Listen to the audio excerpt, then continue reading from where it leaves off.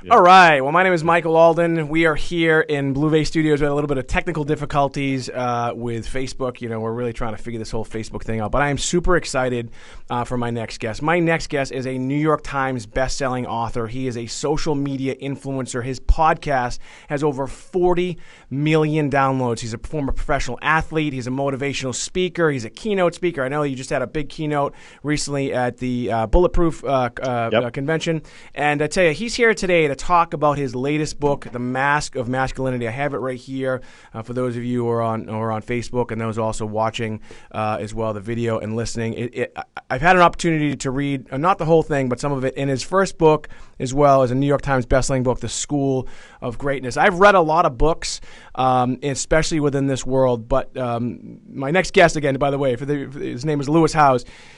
The honesty in which he writes and his ability to really just kind of, peel back all the stuff that a lot of people aren't willing to talk about is just awesome. I'm super, super excited to have him. Lewis, thanks for taking the time and being our guest. My man, Michael, thank you so much, brother. Thank you, man. So, for those of our viewers and listeners who don't know you, tell us a little bit about your background. I mean, because your background is... It's awesome, and I know it. I've read a little bit about it, but you grew up in pretty difficult circumstances. Tell us a little bit about how you grew up and kind of how you got to where you're at today. Yeah, I mean, well, I think my story is unique, but it's also very similar to what a lot of people have gone through. We've all felt alone, insecure, uncertain, feeling like people don't understand us, people don't get us. We've all been picked on, we've all been bullied. We've all felt these things at some point in our life. So for me, I was sexually abused when I was 5, and my brother went to prison when I was 8 for 4.5 years, and I was always in the special needs classes. So those 3 combinations just alone by 8 years old didn't allow me to have many friends. Many of the kids' parents in my neighborhood didn't want me hanging out with them because my brother was in prison, things like that. And just always being in the special needs classes at school, I was just kind of picked on and bullied and made fun of. It just felt insecure. So I focused all my energy on trying to be a great athlete because I saw that I had some more skills in athletics. I liked to play more than sit in a classroom and just read books that I couldn't understand. So I fixated all my energy on trying to be a professional athlete, and that became my identity, being an athlete, playing sports, trying to play college sports and then professional football. And when I got injured playing arena football, my identity was over because I had to quit playing football, I had to retire, and now I didn't know what I was going to do the rest of my life because my entire identity was shaped around finding self-worth within how I performed on the basketball court or the football field or in sports. And so when that was gone, my self-worth was gone. And my ability to figure out what I wanted took me some time. Then I eventually found some mentors. I said, okay, I need to pick myself up and figure this out. Otherwise, I'm going to be on my sister's couch forever. And I said, how can I live life like it's a sport? What are the things I need? And I realized that I was very coachable as an athlete. I soaked in my coach's information and I applied it, and I took massive action every single day. I would do whatever they told me to do because I knew it would help me get my goals. And I just said, okay, I need to find coaches in life. I need to find mentors, people who've made money. I need to find business coaches. I need to find different people who have been there, just like my sports coaches. And I need to, just eat up their information. And that's what I did. I started seeking out these mentors on LinkedIn originally. One mentor said, why don't you use LinkedIn to find opportunities? So I used that, and I was on there just nonstop for a couple of years, connecting with influencers, connecting with successful people. Originally, it was people in my hometown, Columbus, Ohio, and then I branched out as I started to go to kind of networking events and then industry events. I just met more and more people and learned these skills on how to build a business, make money, just learn these other things that I had no clue. No one ever taught me these things in school. And that's kind of how everything started until now. Yeah, your story is awesome, and I love everything that you've said so far up until this point. And I wanted to step back to first thing, a couple different things. Right on your website, and one of the first things you just said, which is there are a lot of people that don't talk about this type of stuff. You say that you were sexually abused at 5 years old, and to even know even at your age now that it even happened. A lot of people, they just suppress it, right? And so they're just constantly trying to self-medicate, trying to figure out what it is. Yes. And for you to actually say this publicly, I know you've come out and said it. You talked about it. Yeah. It's on your website. You've talked about it in the Mask of Masculinity. Tell me a little bit about that. Yeah, I opened up about it 4 years ago for the first time in 25 years. I'd never said it to anyone. I was embarrassed. I was terrified. I was shameful about it. I was scared if anyone knew this about me, that they probably wouldn't look at me the same way. They wouldn't accept me. I wouldn't fit in. All these fears that we as human beings have. And so I wore these different masks. I wore this mask to protect myself. Whenever I felt someone was attacking me, whether it be physical attack or on a sports game or verbally or online, it was like I had to defend myself and I had to prove them wrong so that they wouldn't try to hurt me. And it was just like a trigger my whole life. And once I finally started to open up about the sexual abuse, which happened through a process of events, of going through many different kind of transitions in my life. I went through a bad breakup in a relationship. I got in a really bad fist fight with someone, which I hadn't been in a fight since I was like a teenager. So that was interesting. And just all these things weren't working in my life. And I was like, okay, I need to evaluate and look myself in the mirror and start asking myself these questions. Like, why? Why am I so reactive? Why do I get angry in these moments? Why do I want to kill everyone when I feel like attacked by one person? Why do I want to like rage? What is that inside of me that does this? Why do I not have any emotional communicational skills? When this happens, how come I'm not able to gracefully move through this? And why do I give my power away in those situations? Whether it be someone just talking trash to me on the basketball court and I feel like it's an attack on my life, or someone's tweeting something nasty to me.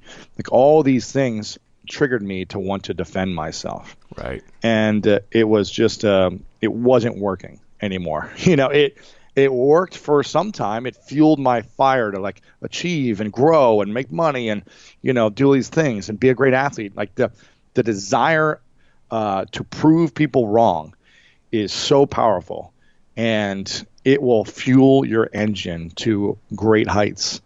But it always left me unsatisfied, unfulfilled, feeling like just like a nasty taste in my mouth. Like, yes, I proved these people wrong. Yes, I did better than them. Yes, I beat these people, whatever it is. And by beating, I mean not physical beating, but by like winning in something. And it always felt like dirty inside. Like afterwards, I was like, for 10 minutes, maybe I was like, yeah, I showed them. Or yeah, I proved those like 8-year-old boys who like bullied me or whatever. It's like I always felt good for a moment. And then I was like, man, this doesn't feel good at all. And I was like, maybe I just need to go after something bigger. Maybe I just need to prove myself as something bigger. Maybe it's not enough. So I would go after bigger things, and it would work. I would achieve them. The more I went after it, it worked. So I was like, I'm getting this praise. I'm getting this acknowledgement. I'm seeing results. So when people try to give me feedback, I was like, screw you. Like, you're not doing this in your life. You're not achieving these things. But I was so lonely inside. I was just suffering all the time inside because I didn't know how to handle my emotional communication skills in a healthy way. I handled them by anger, by frustration, by aggressiveness, by lashing back out, as opposed to just being like the ultimate alpha man, in my opinion, is not the silverback gorilla that beats his chest 24/7 and is constantly screaming at people. The ultimate alpha man and human being is the biggest, strongest, maybe physically or emotionally or mentally, who can walk into any chaotic situation with grace and just move his hands to the side to kind of diffuse the situation, as opposed to saying, I'm going to show you all and show you who's the biggest and baddest wolf around. But the one who can say, you know what, let's take a moment back. Let's breathe for a second. Let's take a step back and connect and figure out how we can come to a solution. That to me is the ultimate man and the ultimate human being. And I just felt like I didn't have those skills for many, many years on how to do that. So I took a look in the mirror, did a lot of work on myself, and I'm still a work in progress 4 years later after kind of being aware of this. But it's a constant conversation and a constant practice to constantly breathe into that. Yeah, I mean, I like how you say that in the book, that you're like, look, you know what? I'm not perfect. I'm still working on it. You know, nobody's perfect, but the self-awareness part, I really appreciate you talking about that. I want to jump back again to one of the things you talk about in the book, and it's kind of hard for those people who don't know like everything about your past. I don't, but I just read your books, and you tell a story. I think it's in Mask of Masculinity, where you tell a story, and I think every boy or girl remembers this exact scenario. And the scenario is you're standing there, in school, and I think it was dodgeball, and you're looking to get picked. Yes. And for someone who was you were also a professional handball player too, right? Isn't yes. that right? Yes. So you tell the story. Tell us that story about what happened. And before you do, though, I'm just going to ask you the question before you tell the story. I'm going to ask it after. Tell us the story, and I want to ask you a question after it. So it was fourth grade, and I'm just a kid trying to figure out life, just like every kid, and trying to fit in. I just wanted to fit in with my classmates and the people in the class. There was probably, I can't remember exactly how many kids. There was probably about 30 or 40 of us. Let's say 40. And the teacher says, "Okay, class, we're going out to recess, and we're going to do a class game together." So usually we'd go out, excuse me, kind of like one-on-one and just do our thing or whatever in little groups. And he said, "All right, we're doing something together. We're going to go to the dodgeball court, and I'm going to pick two captains." So he picked like two of the popular kids in class, the ones that spoke up the most or whatever. And he said, "Okay, you guys are the captains, and you pick first, and you pick second, and you go back and forth until everyone's picked." And I'm like, "Okay, I'm the tallest kid in class. I'm a good athlete. I'm obviously going to be picked first, or one of the first people." And they go through one by one and pick all these guys, right? All the boys in the class. And it comes down to the final few boys, and I'm still not picked. So I'm kind of upset. I'm kind of embarrassed. I'm like, please, pick me. And I don't want to be the last boy picked. And it comes down to the final two, and I'm still not picked. And I'm like, please, don't make me laugh. I'm like, it's the kid with like the pocket square and like the glasses, and you're like, there's no way this kid's better than me, right? You kind of have that mentality. I'm like, there's no way this kid is going to be a better than me. He can barely walk. Right. And they pick him, and I'm like the last boy, and I'm like, what the heck? What is wrong? And so I'm getting ready to go to the next person's team or whatever, and then they pick a girl, and then they pick another girl, and they pick all these other girls until I'm the last kid standing. I'm less than a girl is kind of the story I told myself, because I was the last person picked in the game. And it sucked, man. For me, I felt like in that moment, excuse me, in that moment when you're 9, 10 years old or whatever it is, I was like really hurt. I was sad. I was like, man, I don't even fit in with the guys. I don't even fit in as one of the girls. I'm less than human, essentially, is what I was feeling. And I remember I was just like, I'm going to prove all these kids wrong. I'm going to just destroy them. And I was like slamming balls in girls' faces. I was just like catching everything. I was just like a maniac on the court, because I was fueled by this rage and anger and hurt. And in that moment, I was just like, never again will I be picked last in anything. And I trained every night, hours and hours, for years, to become the most valuable athlete that I could be, so that would never happen. And it worked. I became great. I was, on varsity as freshman. I was so good they, had to start me, and over seniors. And it was just like I constantly proved myself, and I was willing to do whatever it took to never have that feeling again. And it worked until it didn't, because inside I was suffering still. I was constantly trying to prove people wrong. And when I realized that fuel is not sustainable, people say you should have a chip on your shoulder about this and that. And again, that will fuel you, but it won't sustain you. What I've learned over the last 4 years is what will sustain me is coming from a place of lifting others up, not trying to prove them wrong. Coming from a place of giving my best because it's my duty, it's my mission, it's my vision, and I have a responsibility to show to myself what I'm capable of, and also to everyone else watching either this game or in the world or this speech or whatever it is, that I have a responsibility to show up and play like it's my last day, play like someone in the audience might be hurting and something I could do could wake them up to show them what's possible in their life. And that's just the way I choose to live now. And again, I'm not perfect. There's moments where I'm like, screw this person, I'm going to prove them wrong. And it works. And then I feel bad about it. I feel a little dirty about it afterwards. So it's just being aware, right. Not trying to make anyone right or wrong here. It's what works effectively and efficiently and what doesn't work effectively and efficiently for our lives. And that's what I try to focus on. So that moment that you talk about in the book, when I read it, and again, it just brought back memories. But I think a lot of people, you do a great job of just kind of like almost, I'm able to kind of close my eyes after reading it and really visualize that very moment in my own world. But do you resent that fact, or do you also recognize, because you are self-aware, that moment also kind of really got you to where you're at today, right? It's a delicate balance, right? Absolutely. No, listen, I'm grateful. I don't regret anything. I wish I would have become more self-aware earlier and been able to express myself differently and handle these emotions, but I didn't know how to. There was no hotline for when kids pick on you, what are you supposed to talk about? Or when you get sexually abused, who do you call or talk to about it? Or when your brother's in prison, you can't talk to you don't have any friends, so who do you talk to about these things? It wasn't cool to, as a guy growing up, to express yourself. At least where I grew up in kind of like the Midwest, it wasn't acceptable to have feelings and emotions. Otherwise you were a girl or a pussy or a fag or whatever the names they would call you. You were less than a man or less than a boy or whatever it is. And so I just wanted to fit in. And I think a lot of people want to fit in, and it's challenging because when your mom or your dad's like, make sure you go to school and you have an open heart and be kind to kids, and then you go and do that and you get shoved in a locker for it, you're like, well, I never want to do that again. Right. So let me be a bully with the bullies now so I can fit in and not get bullied myself. And it's just like these situations happen where it's hard to shake them.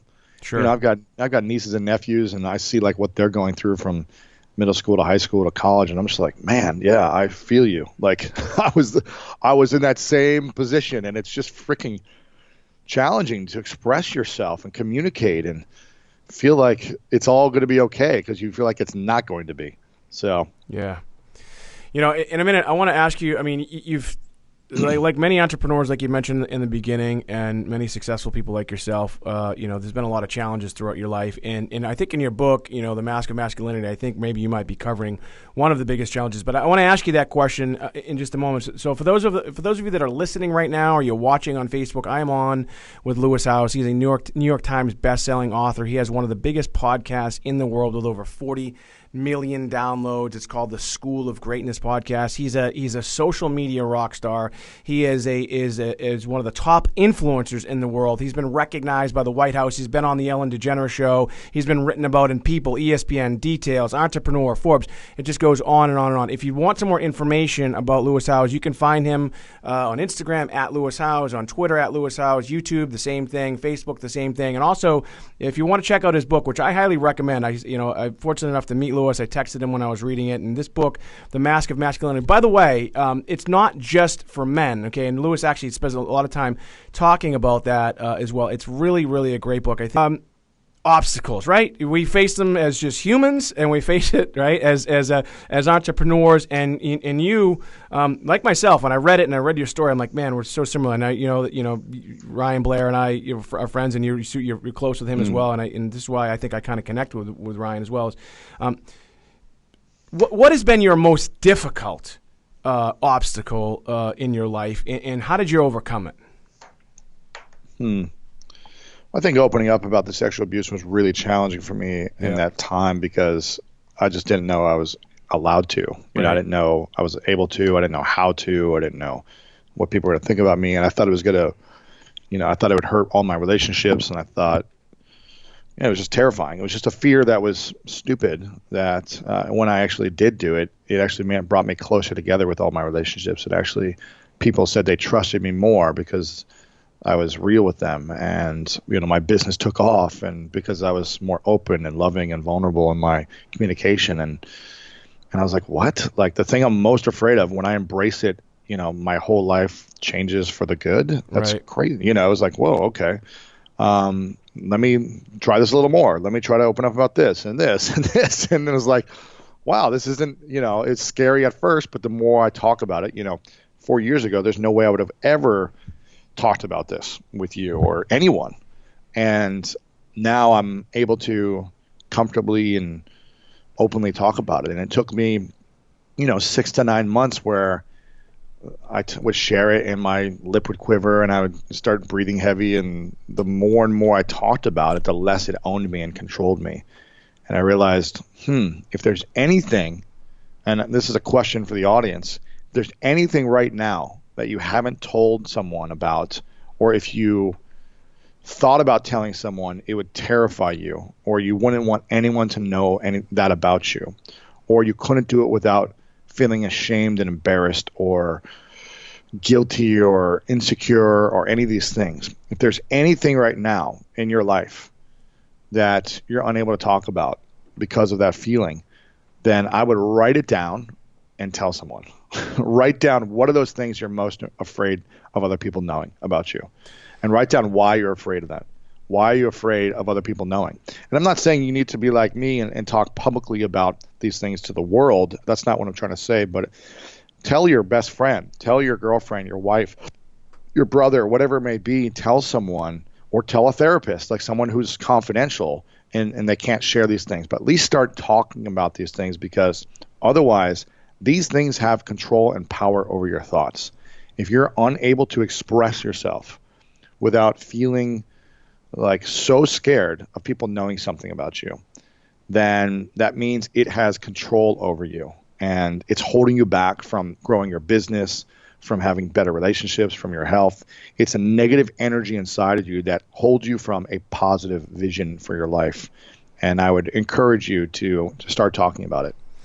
Yeah, man. Again, it's such sound advice. In both of your books, you're just your candor and your ability to really just kind of break down all barriers and really be honest with people about your life is just amazing. And I'm really glad that you're talking about that. I mean, I talk about this with my friends. I haven't really talked too much about it publicly myself. But going to a therapist, okay, is not a bad thing, right? So I've gone to a therapist pretty much my whole life, right? Yeah. And it's funny. Out in your way, out in California, I think it's like if you don't have a therapist, something's wrong with you. Yeah, exactly. Right. Well, listen, here's the thing. If I used to think therapy was weird or, for people who are messed up or whatever. And then I went to one, years ago when I was going through all this stuff, and I was like, wow, this is really helpful for me to sit down in front of someone and just talk about my fears and talk about the things that, I'm afraid of and uncertain about. And I feel so much better letting it out. And when we don't communicate or express ourselves in a healthy way, if you can't do it with your partner or your best friend, then find a therapist or coach, whatever. Then we bottle it up. We suppress those feelings, and it comes out through somehow. It's going to come out somehow. It's going to be a cancer in your body, a disease, a back pain. It's going to be headaches, heart palpitations, stress, pressure, overwhelm, whatever, a heart attack waiting to happen. That's what you are. Or it's going to be rage and anger and frustration and Las Vegas shootings. It's all these things bottled up. At some point it has to come out. So if you're not talking about these things, that's why women do a better job in general than men at this, because they're connecting every day and talking about their fears and insecurities and expressing themselves.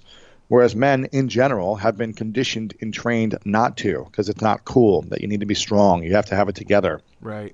And I'm sorry, but I was more emotional than any girl that I knew growing up. When I was 4 through 9, I cried more than girls. I was more sensitive. I was, emotional. And then I was trained not to be, through sports, through boys, teasing, through all these things, because it wasn't cool.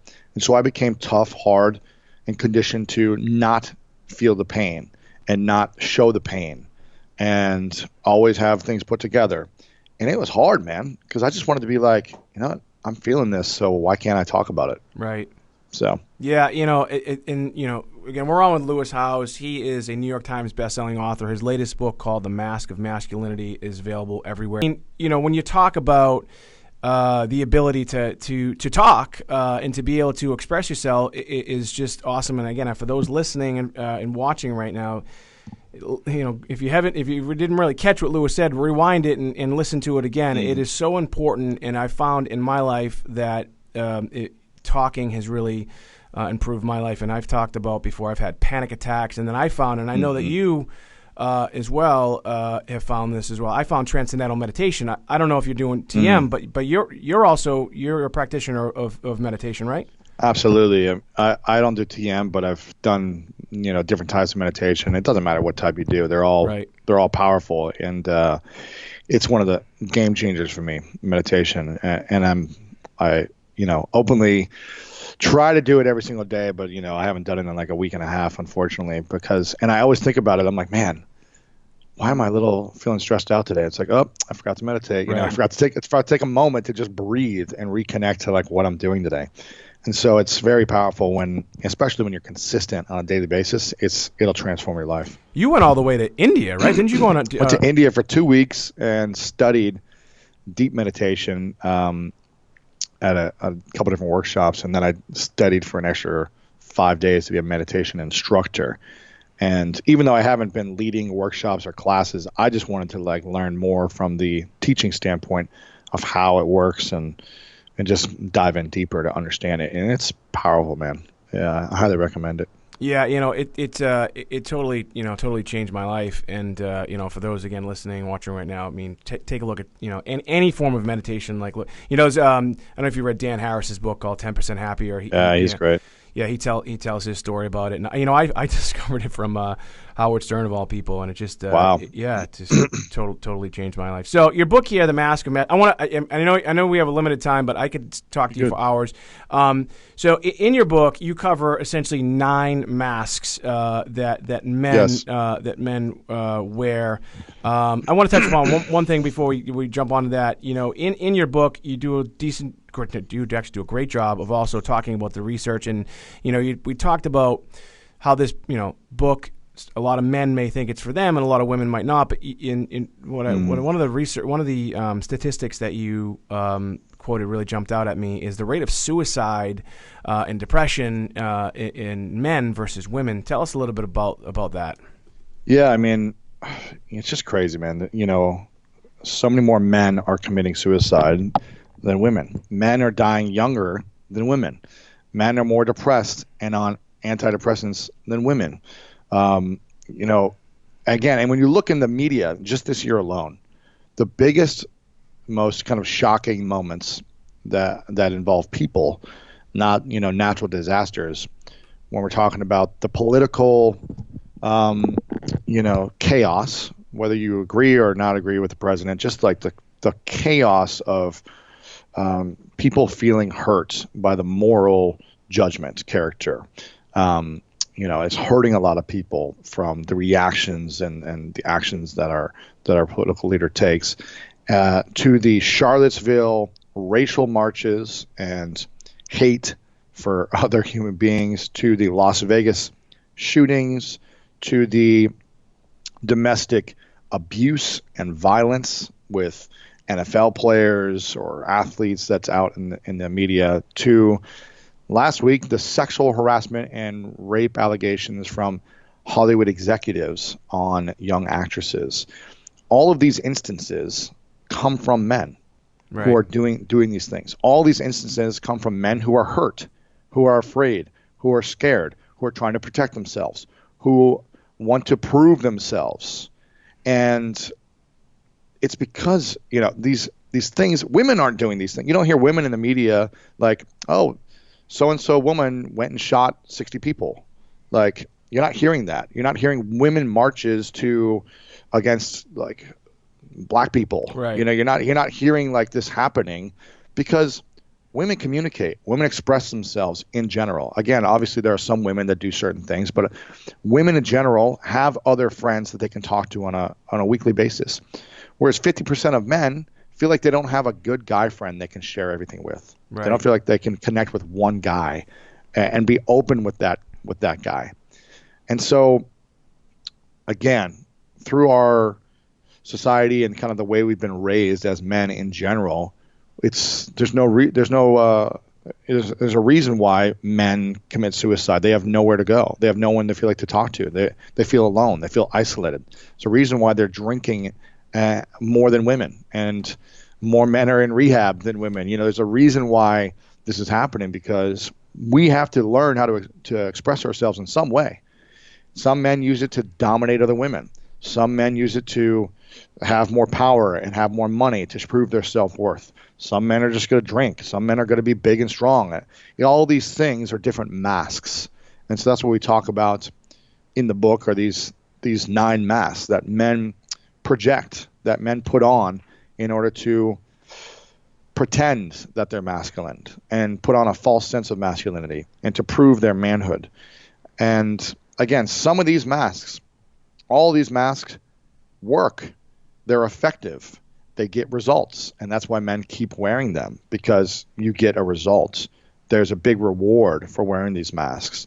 But there's also a heavy price when you're unable to let the mask down and be a vulnerable, loving human being and connect with other people. The key to success in life and business, as you know, is relationships. And the key to successful relationships is not acting like you have it all figured out, not being an egotistical jerk, but actually being vulnerable, being open, being willing to listen, and being an effective leader, not a leader that says everyone in the world needs to just understand my way and follow along with me. Otherwise, it's me versus the world. And instead, the greatest leaders learn to understand everyone else in the world and be a part of their conversation as well. Yeah, well put, man. And I love, when you talk about these 9 masks. And for me, as I'm thinking about it, and like you do a great job again in the book saying, look, I'm not perfect, like you said as well. Sometimes you put on this mask and you forget to take it off, and it comes down to a lot of different things, right? But self-awareness is so important, right? I think so many people, especially guys like us, type A type personalities, we'll call them whatever. It's to be able to recognize you're wearing a particular mask and when to bring it down or not. You talk a little bit about that in the book. How do you know? How do you improve your own self-awareness of like, hey, you know what, I'm wearing this mask that I shouldn't be wearing in this particular situation, and it's hurting me in my personal and professional life. I think it's really tough, man, because I didn't know how to do it. In my teens and my 20s, I just suffered. I would just be like in my room, crying or in pain, feeling alone, feeling scared, because I didn't want anyone to know. And so I just do it alone. And I didn't know how to get out of that. And I just suffered. I just thought, like, I guess this is the way of life. I guess this is just how you're supposed to live. So my suggestion is to find someone that you trust, or a therapist, or someone in your life that you can make a request and say, hey, I'd love to be able to talk to you at any time about stuff that just is scary for me, or that I'm uncertain about, or I'm not sure of, whether it be in a relationship that I have, or a challenge I'm going through with my own personal stuff, or I'm questioning things about myself, and I'd love to be able to talk to you about it. Having someone that you can talk to at any time is a great first step. Just feeling like you can reach out to someone in a moment of need or in a moment of fear. That's something that's great. Also, journaling your feelings, writing them down is a great step as well. I think eventually you're going to have to talk them out and share with other people for you to fully heal and let go of things. But journaling allows you to at least express it and be aware of things and how you're feeling, so you can reflect on it. Most men aren't journaling enough, in my opinion. So find time at the end of the day to write down, what are the things that upset me today? Why do I think they upset me? What are the things that brought me joy? Why do they bring me joy? And just start to journal and answer a few different prompts. And then what are the things I'm most grateful for? And how can I bring more of that into my life? And I think when we just start to be aware, it's another great first step. But eventually, we're going to want to talk more. We're going to want to express more. And whether it's with one person, a group of people, finding a community where you can do this with is the most powerful thing. Yeah, when I'm listening to your words and reading your books, for me, for my books, and I can probably tell from your books, well, it's somewhat cathartic, right? You're able to Yeah. so you're journaling in a book, and you're putting it out there, and when you put out the things that you put out there, I mean, it's so honest and raw and candid that I think, remember I texted you, I'm reading this book. I texted Lewis. I said, Lewis, I think you're writing this book to me, which is a great thing, because that means, it's not just me, it's everyone else, because we're all thinking this way. We're all having these challenges. And what Lewis is saying is, and what I've learned throughout my career, it's basic stuff, but you have to do it, right? Like you just said, like, hey, write things down. Or actually, Dave Asprey, the event where you were the headliner, he said the same thing. He says, one of the things that I like to do at the end of the day, as I say, three things that I'm thankful for, right? Exactly. Basic stuff, simple that stuff, can transform your life. Simple stuff. Yeah, and so how do other than reading your book or whatever, is it? Do you find you had mentioned I've had a brother pass away from an overdose, another brother, same thing, did time in prison for distribution. Very similar backgrounds that you and I have, except I didn't get to the level that you got to in football, because I was just I wasn't good enough. I mean, let's be honest. But how do you get somebody to actually do this stuff, or to pick up your book and read it and to fully understand? Is there a point, and I think there is, but I think you may have, I mean, they have to want it, right? I mean, it just you just can't hope for it. I think here's the thing. For me, unfortunately, it took something. It took an experience for me to wake up about it.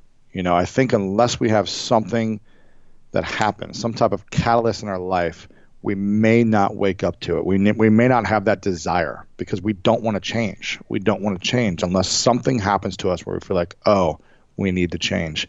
For some people, they go through a divorce, and they finally start to reflect and say, okay, well, I don't want to go through this pain ever again. So how can I be better? How can I be better, communicate better the next time around in a relationship? What do I need to do to improve? Some people have a near-death experience, and they say, wow, okay, I've been reckless, I've been taking too many risks, I've been this, I've been that. It's time to wake up and live life differently. Some people, they have a death in the family or a friend, and it's like, wow, I don't want to feel this anymore. And they start to reflect. They have an injury, they lose their job, like something happens where there's a catalyst. And if we don't have that catalyst, we're just going to be on autopilot. And for me, I had that catalyst. I was going through like a hardcore emotional breakup that I didn't have the emotional capacity to end it.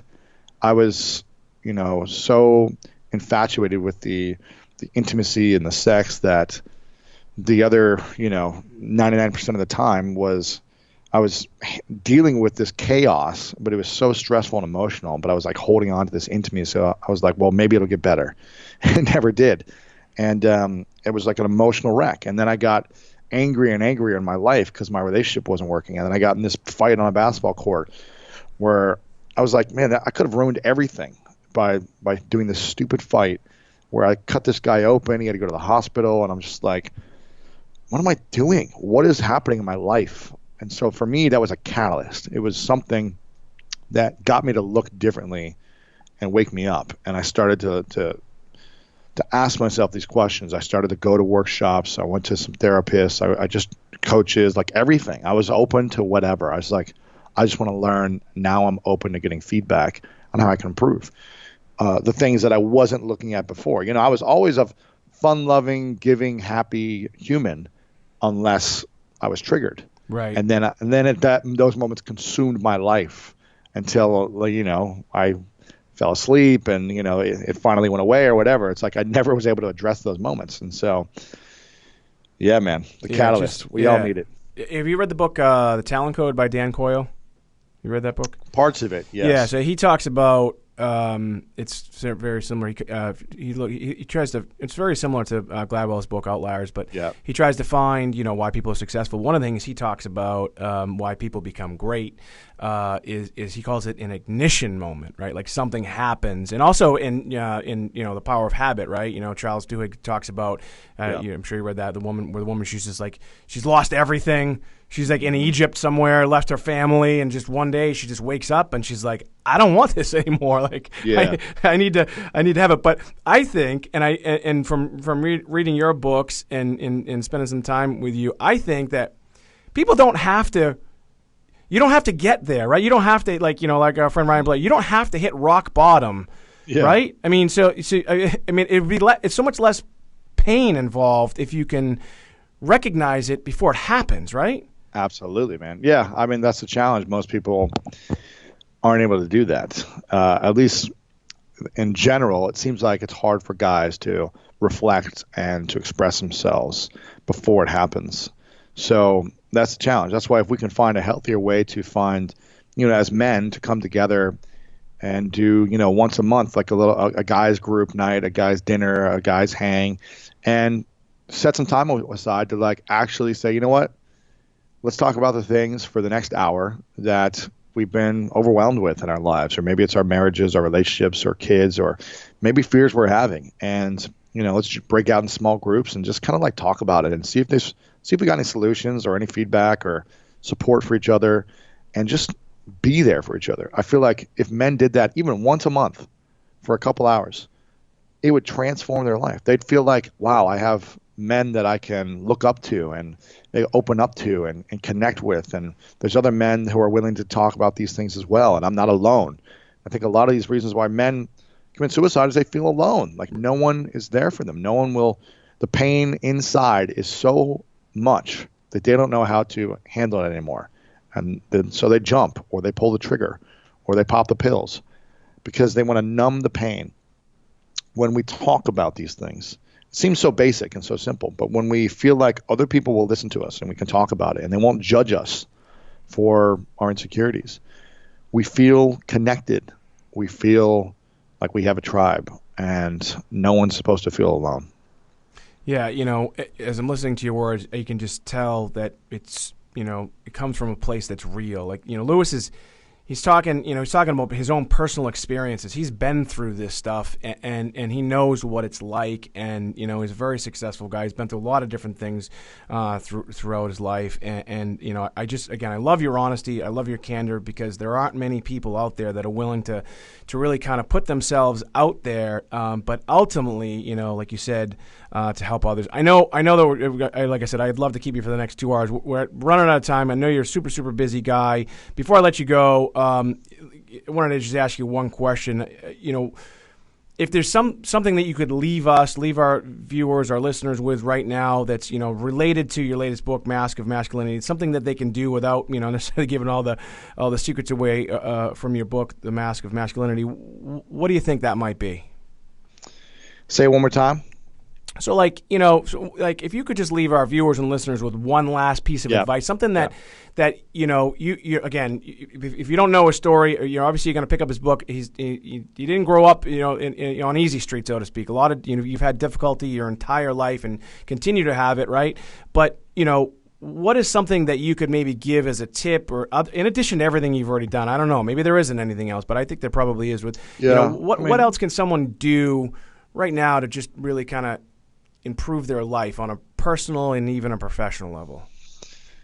I mean, you said it in the interview, and meditation is a powerful tool. Yeah. The ability, even 5 minutes a day, just sitting with your eyes closed and breathing deeply through your stomach and just thinking about the things you're grateful for and what you want to create that day. That's a simple meditation practice. 5 minutes, breathing in through the nose, out through the nose, using the belly to contract, and just repeating the things that you're grateful for in your life, and then how you want to show up that day. Do you want to show up with love and inspiration, or do you want to show up, angry and resentful, and focus on the vision for your life? I think that's a powerful thing. And also just allow yourself to feel, allow yourself to feel things. If you're upset and angry, feel it and express it. talk about it. Don't express it like a little child who throws like a fit. Express it through your words and communicate things. It's okay to feel angry and upset and sad and frustrated and pissed off. And things happen every single day. Things are going to happen. It's when you don't express them in a healthy way, that's when you start to hurt yourself. If you would like some more information about Lewis Howes, you can find him on Instagram at Lewis Howes. Same thing as Twitter, same thing as YouTube, same thing as Facebook. His website is lewishowes.com. If you're an entrepreneur, if you're a business owner, if you're looking to motivate your team, I love your books. I think what you're doing is amazing, and thanks again. Gotcha, man. Thank you very much. My name is Michael Alden, and we'll see you soon. All right. Well, I hope you liked that interview as much as I did. I tell you, I am so lucky to be able to sit down with rock star entrepreneurs, business people, authors, and influencers that are doing amazing things. I'd like to ask a favor of you. If you like the Alden Report, if you like the content that we're providing, if you feel as though that it's adding value to your life, I'd like to ask you to go to iTunes, write a review, like it, and then share it with your friends. I want to thank you so much for your support. And again, have a terrific day.